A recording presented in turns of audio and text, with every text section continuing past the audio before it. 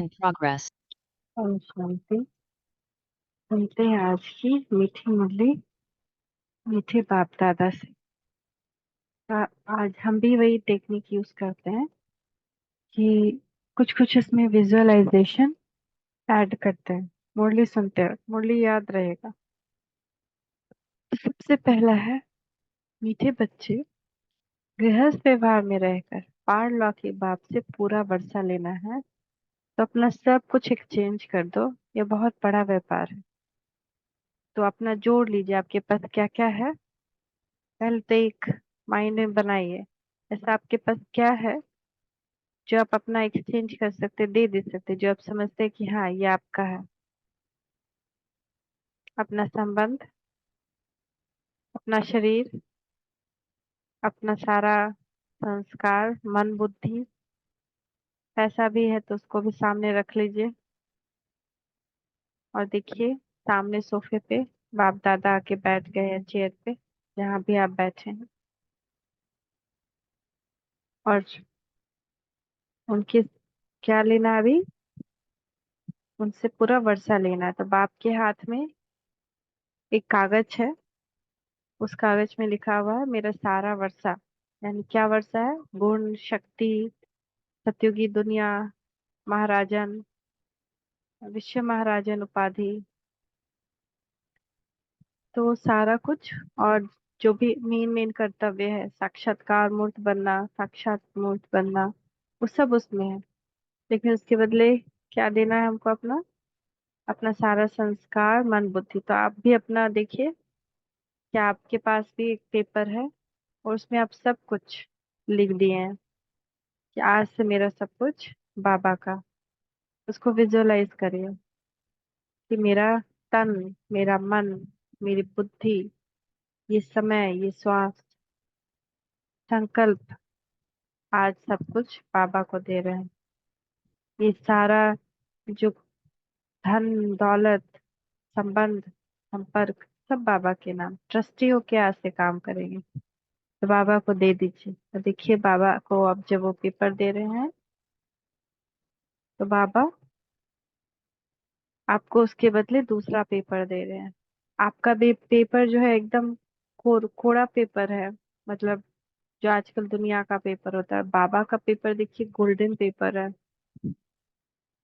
वो आपको मिल रहा है, इसमें पूरी दुनिया का वर्षा है। तो कितना बड़ा व्यापार हो गया है ना। आज कितना बड़ा बिजनेस किया, क- कखपन देकर विश्व महाराजन की, विश्व महाराजन 21 जन का सुख शांति का वर्षा बाबा से ले लिया। तो गृहस्थ जीवन में रहकर कि हम कितने बड़े बिजनेसमैन हो गए। तो इस विजन को दिन में एक बार, एक दो बार और याद करिएगा। फिर प्रश्न है, ड्रामा का ज्ञान किस बात में तुम बच्चों को मदद करता है? उत्तर है, जब शरीर की कोई बीमारी आती है तो ड्रामा का ज्ञान बहुत मदद करता है, क्योंकि तुम जानते हो यह ड्रामा हूबहू रिपीट होती है। इसमें रोने पिटने की कोई बात नहीं, कर्मों का हिसाब किताब चुकता होना है। 21 जन्मों से के सुख की भेंट में यह दुख भी कुछ भी भासता नहीं। ज्ञान पूरा नहीं तो तरसते हैं। अब देखिए, ऑलरेडी ये शरीर भी बाबा को दे दिया, मन तन धन तो दे ही दिया। तो जब मेरा कुछ है ही नहीं तो बीमारी भी मेरी नहीं। मैं तो आत्मा हूँ, और जो ड्रामा में है वो होना है। तो जिसका जो है वो संभालेगा ना। अब तो दे दिया बाबा को, तब तड़पना भी नहीं है, अब कोई दुख भी नहीं है। तो 21 जन्मों की का जो भेंट हमको मिलने वाला है उसमें ये दुख कुछ भी नहीं है। ऐसे समझना कि अब तो ये दे दिया बाबा को, अब तो मेरे पास विश्व की बादशाही हाथ में आ गई। अब क्यों हमको दुखी रहना है? तो ये इसमें ऐड करना है अपने आप में कि अभी तो इतना बड़ा बिजनेस किया, सब कुछ दे दिया। घर अगर देते हैं बाबा को तो घर की प्रॉब्लम भी बाबा की हो गई ना। नल टूटा हुआ है, ये टूटा है, तो जिसको घर देंगे उसका होगा ना। ऐसे ही शरीर दे दिया बाबा को कि अब तुम जानो, तो उसको कितना चलाना है, कैसे चलाना है, वो चलाएगा। हम तो सतयुग जाने की तैयारी कर रहे हैं। ओम शांति। भगवान वाच। भगवान उसको कहा जाता है जिसको अपना शरीर नहीं है। ऐसे नहीं कि भगवान का नाम रूप देश काल नहीं, नहीं, भगवान को शरीर नहीं है, बाकी सब कुछ भगवान को अपना है।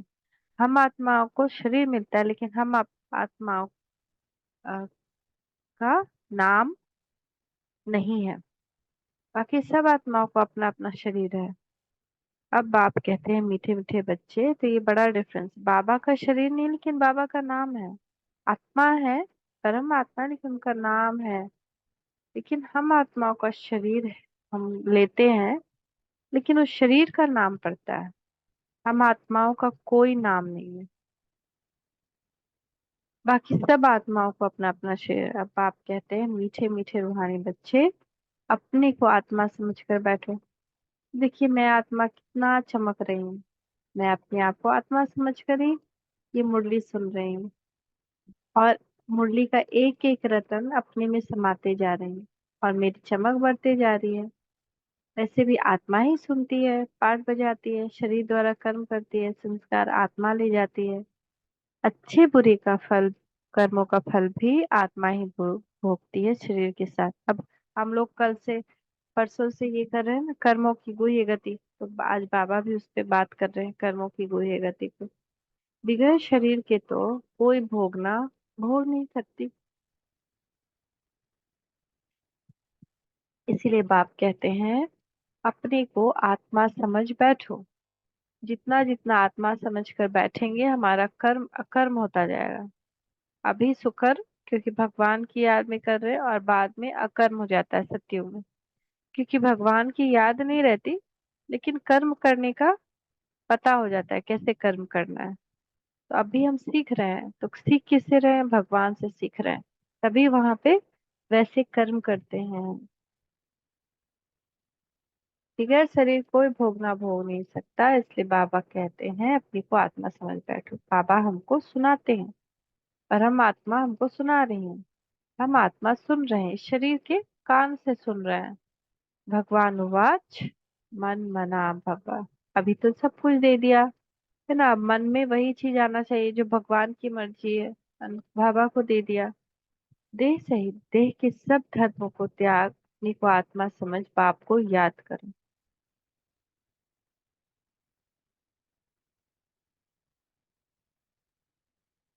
ये एक ही बाप है, कहते हैं, जो गीता का भगवान है। भगवान माना ही जन्म मरण रहित। भगवान जन्म मरण लेने वाला हो ही नहीं सकता। बाप समझते हैं मेरा जन्म अलौकिक है, और कोई ऐसे जन्म नहीं लेते जैसे मैं इनमें प्रवेश करता हूँ।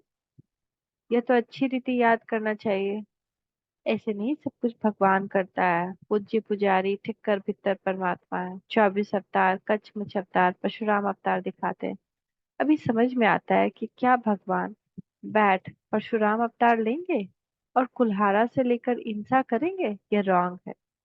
जिसे परमात्मा को सर्वव्यापी कह दिया, ऐसे कल्प की आयु भी लाखों वर्ष लिखती है। अभी देखिए सामने सारा पिक्चर आ रहा है ना, परशुराम कुल्हाड़ा से सबका हत्या कर रहे हैं।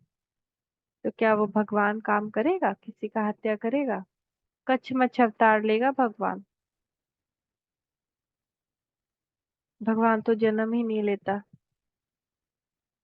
तो जैसे परमात्मा को सर्वव्यापी कह दिया, ऐसे कल्प की आयु लाखों वर्ष लिख दी।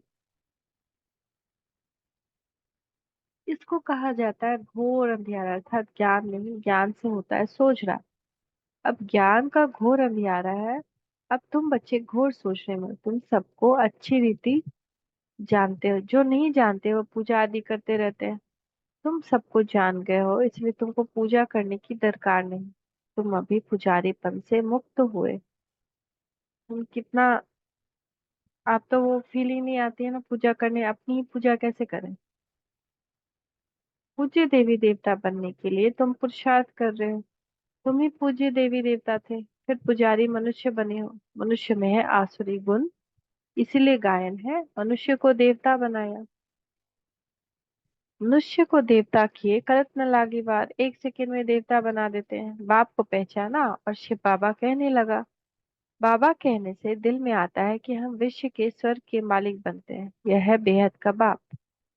अब तुम फट से आकर पारलौकिक बाप के बने हो। बाप फिर कहते हैं, गृहस्थ व्यवहार में रहते हुए अब पारलौकिक बाप से वर्षा ले लो।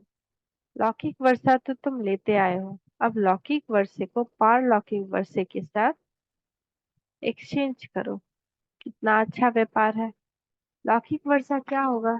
यह है बेहद का वर्षा। सभी गरीब छठ ले लेते हैं, गरीबों को अडॉप्ट करते हैं। बाप भी गरीब निवास है ना। गायन है, मैं गरीब निवास हूँ। भारत सबसे गरीब है। मैं आता भी हूँ भारत में हूँ, इनको आकर साहूकार बनाता हूँ। भारत की महिमा बहुत भारी है। ये सबसे बड़ा तीर्थ है, परंतु कल्प की आयु लंबी कर देने से बिल्कुल भूल गए हैं। समझते हैं भारत बहुत साहूकार था, गरीब बना है। आगे अनाज आदि सब यहाँ से विलायत में जाता था। पहले क्या था, यहीं से सारा ट्रेन पे ट्रेन भर करके सोना चांदी भी गया है। ब्रिटिशर्स के पास अनाज भी जाता था। अभी समझते हैं भारत बहुत गरीब है, इसलिए मदद देते हैं। ऐसा होता है जब कोई बड़ी आसामी फेल हो जाती है तो आपस में फैसला कर उनको मदद देते हैं। यह भारत है सबसे प्राचीन। भारत ही हेवन था। पहले पहले आदि सनातन देवी देवता धर्म था, फिर टाइम लंबा कर दिया इसलिए मूंझते हैं। भारत को मदद भी कितनी देते हैं। बाप को भी भारत में ही आना है। तो कितना बड़ा हमारा सौभाग्य है कि हम भारतवासी हैं। भगवान खुद भी भारत में ही आते हैं। तो भैया अपने आप को देखिए कि आप भारत में कैसे कैसे रहे। सबसे पहले भारत में ही आप देवी देवता थे। अपने राज्य को देखिए, वहाँ की सुख शांति को देखिए। देखिए कितनी अपार संपदा है। किसी को कोई काम भी नहीं करना पड़ रहा है। आराम से सब संपूर्ण संपन्न है। प्रकृति भरपूर है। और उसके बाद नेक्स्ट आता है त्रेता। त्रेता के बाद द्वापर। द्वापर से विकार हुआ। विकार के कारण खेती बाड़ी करनी पड़ी। कुछ कुछ काम करना शुरू हुआ। तब भी भारत भरपूर था, बहुत भरपूर था। उसके बाद द्वापर भी पूरा भरपूर रहा, लेकिन धीरे धीरे घटता गया, घटता गया। कभी मुगल आया, कभी कोई आया, कोई ना कोई लुटता गया, लुटता गया। अभी अपनी स्थिति देखिए, हम भी कैसे गिरते गए। कभी कोई विकार, कभी कोई विकार प्रवेश होता गया। देह अभिमान बढ़ता गया।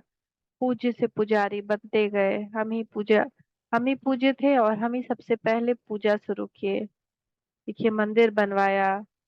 पूजा शुरू करवाई। उसके बाद कलयुग में देखिए, अब तो खुद ही उस मंदिर के भी पहले तो मंदिर भी अपना था, अब तो मंदिर में भी हम जाते हैं, लाइन में लगते हैं, पूजा करते हैं। ऐसा स्थिति हमारा भी गिरा और भारत का भी गिरा। तो अब बाबा भारत में आते हैं। तुम बच्चे जानते हो हम बाप से वर्षा ले रहे हैं। लौकिक बाप का वर्षा एक्सचेंज करते हो पारलौकिक से, तो अभी एक्सचेंज किए ना, जैसे इसने ब्रह्मा ने किया। देखा पारलौकिक बाप से जो ताज तक मिलता है, वह कहाँ, वह बच्चाई कहाँ, यह गदाई। कहा भी जाता है फॉलो फादर। भूख मरने की तो बात ही नहीं। बाप कहते हैं ट्रस्टी होकर संभालो। अब सब कुछ दे दिया, लेकिन यहाँ से कुछ गायब तो नहीं हो गया है ना। लेकिन अब इसका ट्रस्टी बन जाना है, अपने मन का, अपने तन का ट्रस्टी, इन संबंधों का ट्रस्टी, इन धन दौलत सबका ट्रस्टी बाबा का है। बाबा की आज्ञा अनुसार इसको संभालना है।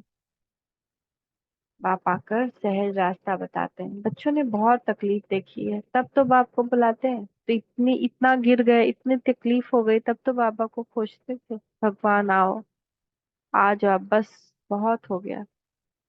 ऐसे करते थे ना। हे परम पिता परमात्मा, रहम करो। सुख में कोई भी बाप को याद नहीं करते, दुख में सिमरन सब करते हैं। बाप बतलाते हैं कि सिमरन करो। कैसे सिमरन करो? तुमको तो सिमरन करना भी आता नहीं है, मैं ही आकर तुमको बतलाता हूँ।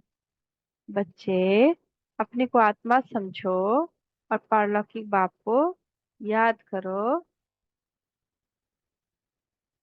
तो तुम्हारे सारे पाप कट जाएंगे। सिमर सिमर सुख पाओ, कलह कलेश मिटे तन के। जो भी शरीर के दुख हैं सब मिट जाएंगे। अपने को आत्मा समझकर पूरे दिन पारलौकिक बाप को याद करना है तो पाप कट जाएंगे। पाप कट जाएंगे तो तन के भी जितने कला कलेश है या मन के कला कलेश, तन के जो दुख है, संबंधों के कला कलेश, सब कुछ सब मिट जाएंगे। तुम्हारी आत्मा और शरीर दोनों पवित्र बन जाएंगे। तुम कैसे ऐसे कंचन थे, देवता स्वरूप में देखिए अपने आप को, कितनी कंचन काया थी। एकदम सोने के माफिक अपना शरीर था। एकदम कोई खुजली तक नहीं, कोई बाल एक झड़ना तक नहीं, दांत खराब, दांत तो वो कुछ होता ही नहीं है अब 200 साल तक भी। तो कितना यहाँ पे बीमारी है ना, ऐसे कंचन थे वहां पे। फिर पुनर्जन्म लेते लेते आत्मा पर जंग चढ़ जाती है, फिर शरीर भी पुराना मिलता है।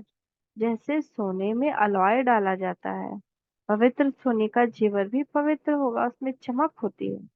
अलॉय वाला जेवर काला हो जाएगा। बाबा कहते हैं तुम्हारे में भी खाद पड़ी है, उसको अब निकालना है। कैसे निकलेगी? बाप से योग लगाओ, इसके अलावा और कोई उपाय नहीं है। तभी जीवन का कला कलेश, शरीर का दुख सब खत्म हो जाएगा। पढ़ाने वाले के साथ योग लगाना होता है ना। ये तो बाप, टीचर, गुरु सब कुछ है। उसको याद करो तो तुम्हारे विकर्म विनाश होंगे। और वह तुमको पढ़ाते भी है। पतित पावन सर्वशक्तिमान तुम मुझे ही कहते हो। कल्प कल्प बाप ऐसे ही समझाते हैं। मीठे मीठे सिकी लदे बच्चे, 5000 वर्ष के बाद आकर तुम मिले हो, इसीलिए तुमको सिकी लधे कहा जाता है। अब इस देह का अहंकार छोड़ आत्म अभिमानी बनो। आत्मा का भी ज्ञान दे दिया जो बाप बिकर कोई दे नहीं सकते। कोई मनुष्य नहीं जिसको आत्मा का ज्ञान हो। सन्यासी, उदासी, गुरु गोसाई कोई भी नहीं जानते। अब वो ताकत नहीं रही, सबकी ताकत कम हो गई। सारा झाड़ चरिभूत अवस्था को पाया हुआ। अब फिर नई स्थापना होती है।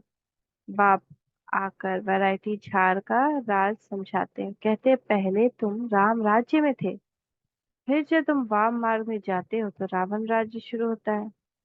फिर और धर्म आते हैं, भक्ति मार्ग शुरू होता है।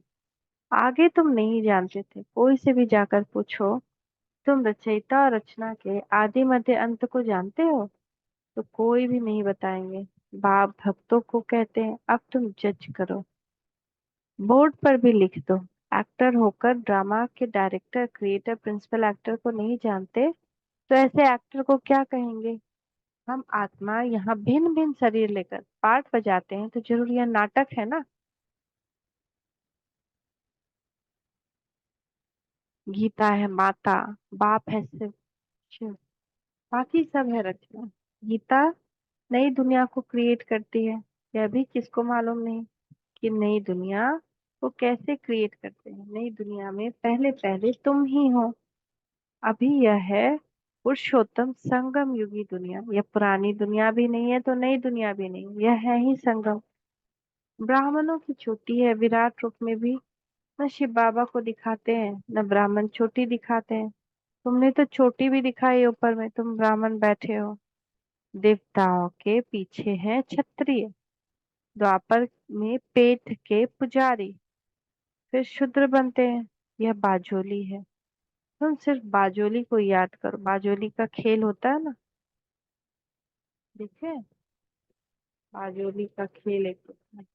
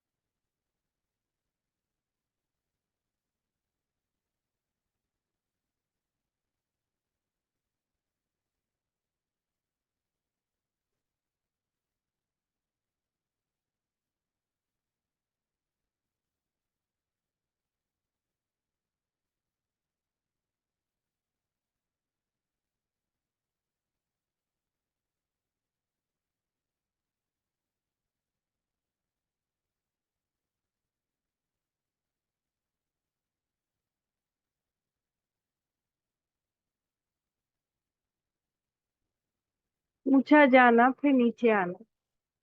तो बाजोली का खेलना, आ, जैसे सीसॉ, ऐसे ऊंचा जाना फिर नीचे आना, शायद ऐसे होता है। पूरा ठीक से नहीं दिखाई दिया।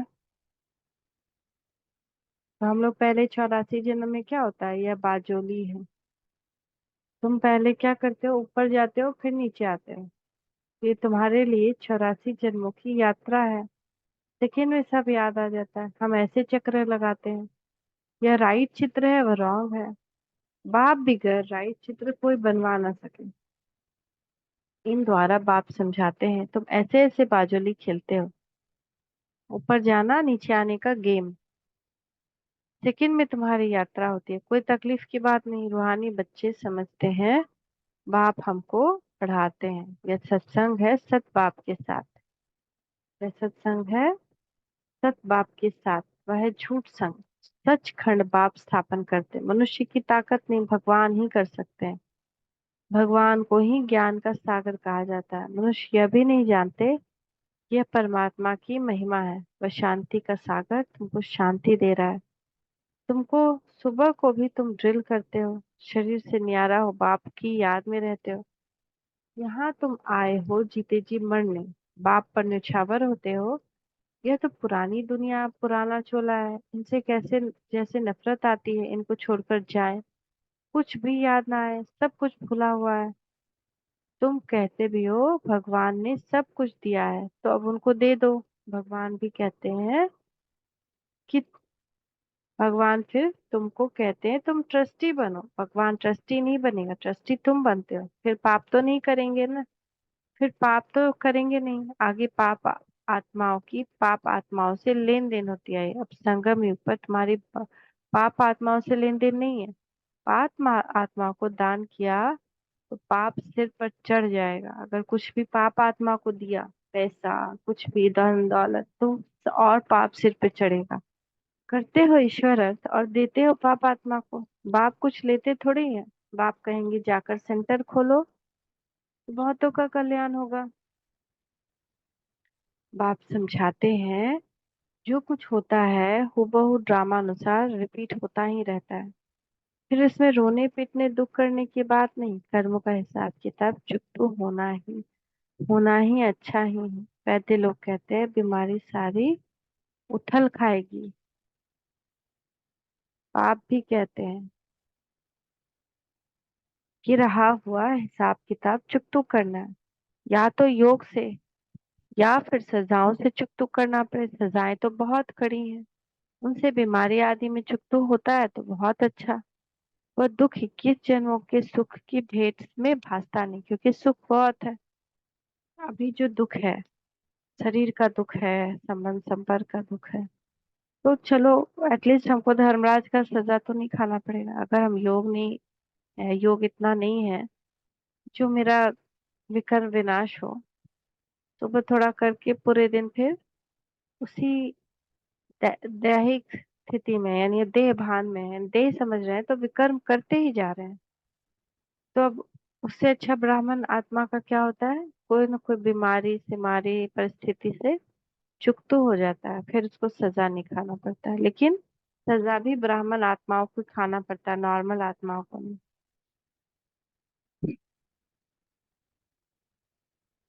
या तो योग से या फिर सजाओं से चुकतो करना पड़े। सजाएं तो बहुत कड़ी है, उनसे बीमारी आदि में चुकतो होता है तो बहुत अच्छा। वह दुख 21 जन्मों के सुख की भेंट में भासता नहीं, क्योंकि सुख बहुत है। ज्ञान पूरा नहीं तो बीमारी में कुड़कते हैं, तड़फते रहते हैं। बीमार पड़ते हैं तो भगवान को बहुत याद करते हैं, वह भी अच्छा है। एक को ही याद करना, वह भी समझाते रहते हैं। वे लोग गुरुओं को याद करते हैं, नहीं गुरु एक सदगुरु को तुम ही जानते हो। वह ऑलमाइटी अथॉरिटी है। बाप कहते हैं मैं इन वेदों ग्रंथों आदि को जानता हूँ, यह भक्ति की सामग्री है। इनसे कोई मुझे प्राप्त नहीं करता। बाप आते ही हैं पाप आत्माओं की दुनिया में। यह पुण्य आत्मा कहाँ से आए जिसने पूरे 84 जन्म लिए हैं? उनके शरीर में आता हूँ सबसे पहले ये सुनते हैं। बाबा कहते हैं यहाँ तुम्हारी याद की यात्रा अच्छी होती है। यहाँ भल तूफान भी आएंगे, परंतु बाप समझाते हैं कि अपने को आत्मा समझ बाप को याद करो। कल पहले भी तुमने ऐसे ही ज्ञान सुना था। दिन प्रतिदिन तुम सुनते रहते हो। राजधानी स्थापन होती रहती है। पुरानी दुनिया का विनाश भी होना है। अच्छा, मीठे मीठे सिक्के लदे बच्चों प्रति माता पिता बाप दादा का याद कर और गुड मॉर्निंग। रूहानी बाप की रूहानी बच्चों को नमस्ते। रूहानी बच्चों की रूहानी माता पिता बाप दादा को याद कर गुड मॉर्निंग। नमस्ते बाबा, नमस्ते, शुक्रिया बाबा, शुक्रिया। धारणा के लिए मुख्य सार, सवेरे सवेरे उठ शरीर से न्यारा होने की ड्रिल करनी है। पुरानी दुनिया पुराना चोला कुछ भी याद ना है, सब कुछ भुला हुआ हो। संगम युग पर पाप आत्माओं से लेन देन नहीं करनी है। कर्मों का हिसाब किताब खुशी खुशी से चुकतू करना है, रोना पीटना नहीं। सब कुछ बाप पर न्यौछावर कर फिर ट्रस्टी बन संभालना है।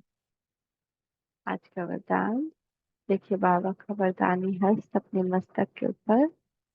महसूसता की शक्ति द्वारा स्व परिवर्तन करने वाले तीव्र पुरुषार्थी भव।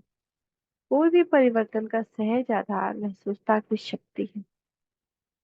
Realisation power. जब तक महसूसता की शक्ति नहीं आती तब तक अनुभूति नहीं होती, और जब तक अनुभूति नहीं तब तक ब्राह्मण जीवन की विशेषता का फाउंडेशन मजबूत नहीं। उमंग उत्साह की चाल नहीं। जब महसूसता की शक्ति हर बात का अनुभवी बनाती है तब तीव्र पुरुषार्थी बन जाते हैं। महसूसता की शक्ति सदा काल के लिए सहज परिवर्तन कर देती है।